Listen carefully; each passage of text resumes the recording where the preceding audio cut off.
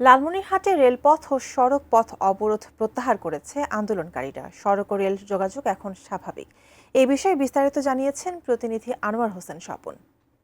ঢাকাগামী আন্তনগর Burimari express লালমনিরহাটের বুড়িমারি থেকে চালুর দাবিতে গত 21শে এপ্রিল থেকে সড়ক ও রেলপথ অবরোধ কর্মসূচি পালন করে আসছিল আন্দোলনকারীরা। তাদের মূল দাবি ছিল লালমনিরহাটের বুড়িমারি এক্সপ্রেস বুড়িমারি থেকেই যাতায়াত করতে হবে, কেননা নামে বুড়িমারি এক্সপ্রেস অথচ ট্রেনটি লালমনিরহাট সদর স্টেশন থেকেই যাতায়াত করত।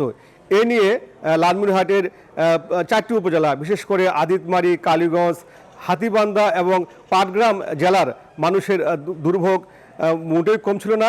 লালমনিরহাট স্টেশনে তারা ঘন্টার পর ঘন্টা তাদেরকে বসে থাকতে হতো, তেমন কোনো শাটেল ট্রেন তখন ছিল না, যার দরুন আপনার হাতীবান্ধা এবং পাটগ্রামের মানুষজন এই নিয়ে একটা ক্ষোভ প্রকাশ করে।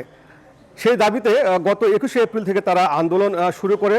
তাদের মূল দাবি একটাই, যে বুড়িমারি এক্সপ্রেস বুড়িমারি থেকেই চলতে হবে।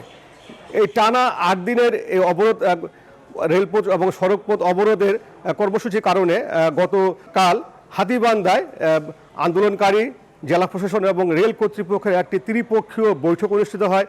সে বৈঠকে সিদ্ধান্ত গৃহীত হয় আপাতত বুড়িমারি এক্সপ্রেস লালমনিরহাট থেকে যাতায়াত করবে, তবে ভবিষ্যতে দ্রুততম সময়ের মধ্যে ট্রেনটি বুড়িমারি থেকেই যাতায়াত করবে।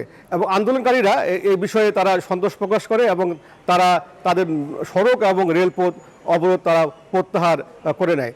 তবে পাটগ্রামের আন্দোলনকারীরা তারা বলছে যে তারা তাদের অবরোধ কর্মসূচি চালিয়ে যাবে। আমার সাথে কথা হয়েছে রেল বিভাগের ঊর্ধ্বতন কর্মকর্তার সাথে। তারা জানিয়েছেন আজকে তারা পাটগ্রামের আন্দোলনকারীর সাথে তারা বসবেন। আশা করা যায় পাটগ্রামের আন্দোলনকারীরাও তারা তাদের অবরোধ প্রত্যাহার করে নেবে। এই ছিল আমার কাছে লালমনিরহাটের সর্বশেষ তথ্য।